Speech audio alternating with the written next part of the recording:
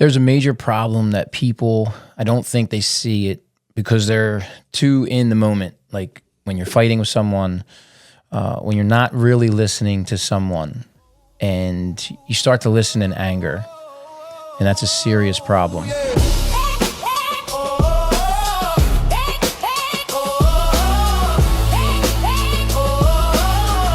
Hey everyone, welcome back. I hope everyone's doing well. And I wanted to talk about listening. I probably will talk a lot more about it in another episode because I have like this book or 3 books of topics to talk about, and it's accumulated over the past, I would say 9 years, almost 10 years. Like I have like all these topics and ideas and things that I would like to talk about, eventually have people on and to hear their stories and to inspire other people. But listening is a big thing, especially starting out right now where I'm at with this. I would love people to really listen so they can understand what I'm trying to say. And a lot of people now, because of what's going on and because the phones, the TV screens over the past years, since TV's gotten really ramped up, and a TV and a phone is in everybody's hand, a TV is in everyone's house, people are able to see the algorithms are getting more evil, that in the sense it's like they want you to see evil. They want you to see distractions, the unseen evil. When I say they, I mean the people that are in higher places, that are really in power, that really have money that is just insanely not necessary. And I feel that they've gotten so rich that they don't know what to do with themselves. So they go, hey, let's turn everybody on each other. So I would say we're programmed now to see bad, and then we get angry. And when we have our own personal views or people that we follow or groups that we belong to, as soon as someone says or has an opposing opinion, we listen we listen to their opinion with anger. We see with anger. I'm guilty of it. Like I did it. I've done it. Sometimes I fall into the trap still. Like if I'm looking, like we're all trapped right now. Like even me, like I know I'm telling you to stop doing the phone. It's very hard because we're all addicted now, because AT&T and all these phone companies are very good at telling you, you need to be connected. You don't really. So, but unfortunately, this is the situation we're in. We're so addicted to the phone that it presents us with evil and says, do you like that? It's really cool, isn't it? It's like you see this person dying, you see this person getting killed, you see this person getting hurt. And there's a small slice of goodness that comes through every once in a while. But the more you look at the bad stuff, I'm telling you right now, when you practice, I'm going to tell this to you all the time in every video. When you practice something, you get better at it. You go to the gym, you practice getting physically fit. If you like when I practice drawing and art all these years, I've gotten better at it. I was horrible when I was younger. Yeah, I might have had like a gift from God, but I had to put my effort into it. And it's like I got better at it. But when you practice bad, when you practice evil, and you practice living this life that they want, the unseen evil, what they want you to do, you will get better at being evil. You will be more miserable. You'll talk less to people. You won't be as loving. The Bible even says it. Don't let your heart get hardened. That makes a lot of sense to me. This is why I say the Bible is a book for humanity. It's not a book for a religion. It's not a book for a religious group. It is a book for all of humanity. It's like we practice being evil so well, the world is so divided now. And a lot of times when you're looking and you're listening, it turns you angry, right? Then you get more angry so that you'll never, ever, ever hear, even if it's a genuine person trying to connect with you, you'll never hear them because you're listening with anger. Listening is so key now, because even you're the one that's angry. I hear you. Like, I hear your anger. I hear your hurt. I hear that you lost someone. I hear that you've been through pain. I hear that someone has treated you wrong. But do not lose yourself. You possibly were one of the greatest people to be around at one time. And now years of hurt has turned you into someone else.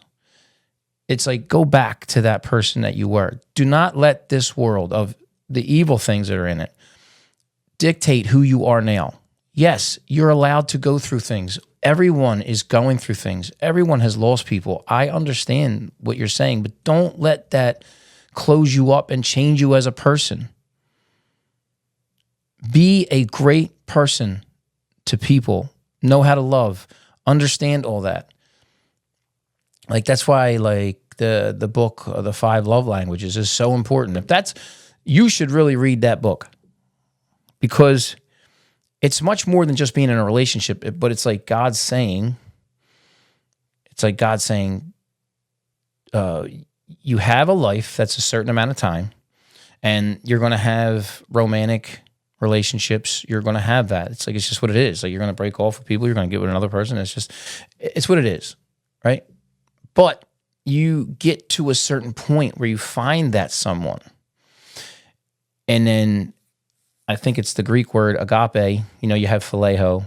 I think it's where they get, I'm pretty sure it's where they get Philadelphia from, which is not the city of brotherly love.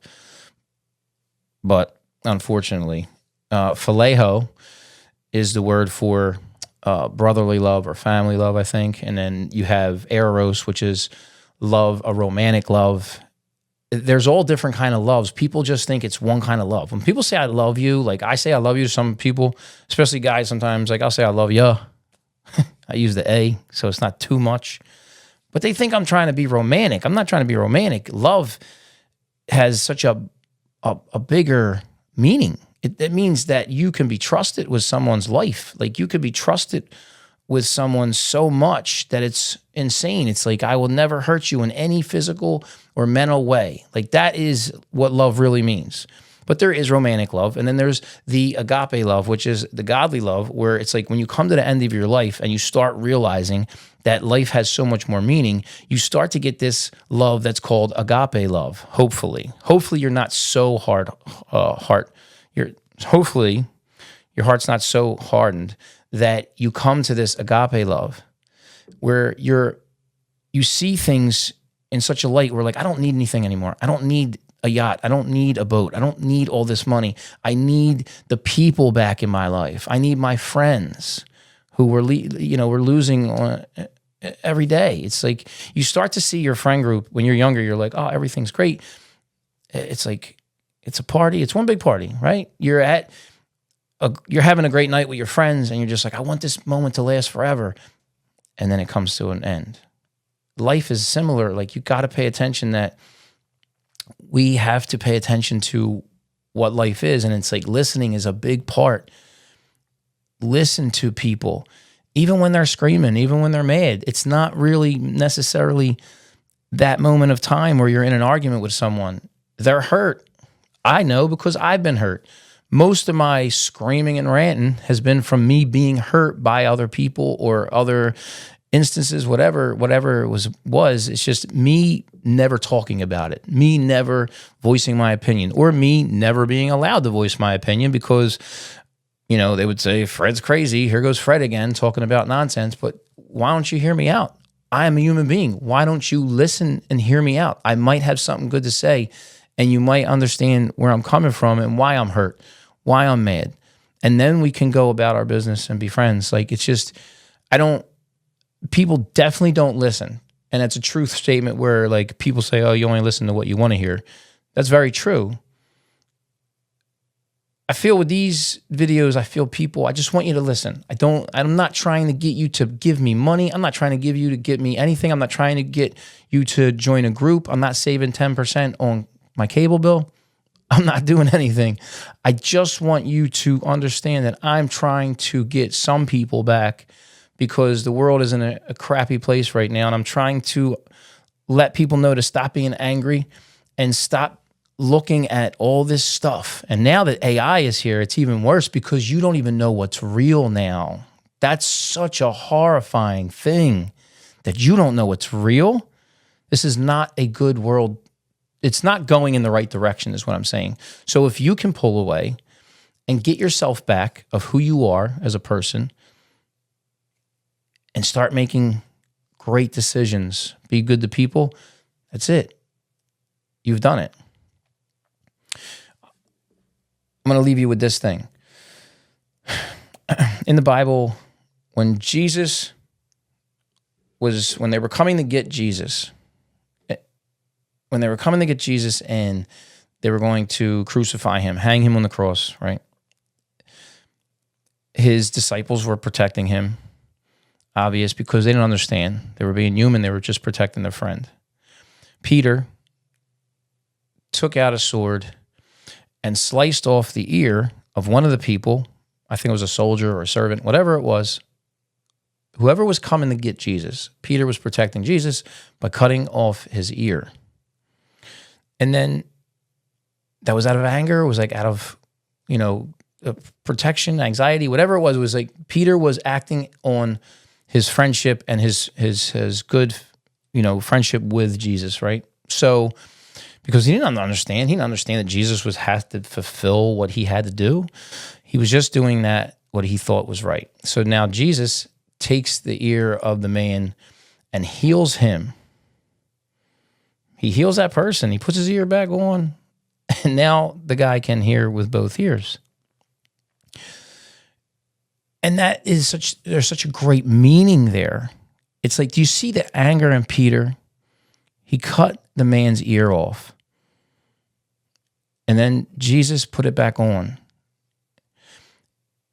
And basically what he was saying to Peter was like, Peter, no one is going to hear you. No one is going to hear your message about humanity and what we had while I was here. No one's going to hear that message if you cut their ears off first. And this is what I've noticed a lot of religions do to people. They misrepresent God. And it's like, I feel like I want to change that because God's not bad. We are. We're the ones doing the damage. It's like, listen to people, please. Listen to them first and then help.